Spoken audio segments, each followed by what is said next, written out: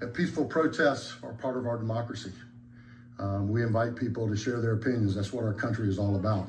The key word in that is peaceful. And if it's peaceful, us in law enforcement are going to make sure you have a safe environment to do it in. That's part of that process.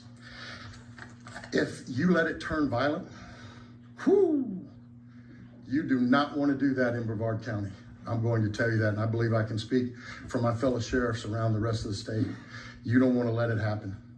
And just so there's no confusion, because I don't want to hear any whining later saying we didn't know, I'm gonna break it down for you, all right? Because as you watch these riots unfold across the rest of the country, what you are seeing is buildings being burned down, police cars being bricked, having explosive devices thrown on them, having fire, guns pointed at them, bricks thrown at them, all and on. So I'm gonna break it down for you, all right? And if somebody wants to know what I mean by turn violent, all right, this is what I mean. If you resist lawful orders, you're going to jail. Let me be very clear about that. If you block an intersection or a roadway in Brevard County, you are going to jail. If you flee arrest, you're going to go to jail tired, because we're going to run you down and put you in jail. If you try to mob rule a car in Brevard County, gathering around it, refusing to let the driver leave, in our county, you're most likely going to get run over and dragged across the street. If you spit on us, you're going to the hospital and in jail.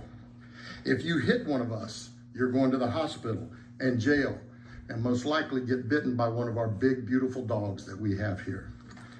If you throw a brick, a firebomb, or point a gun at one of our deputies, we will be notifying your family where to collect your remains at, because we will kill you graveyard dead. We're not gonna play. This has got to stop.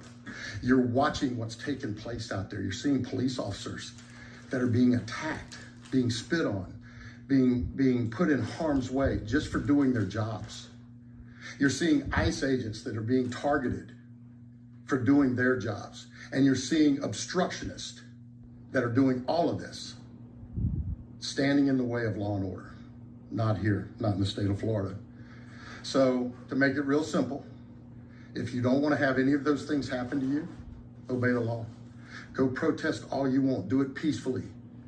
Stand on the mountaintops and yell your opinion, your views. We invite that.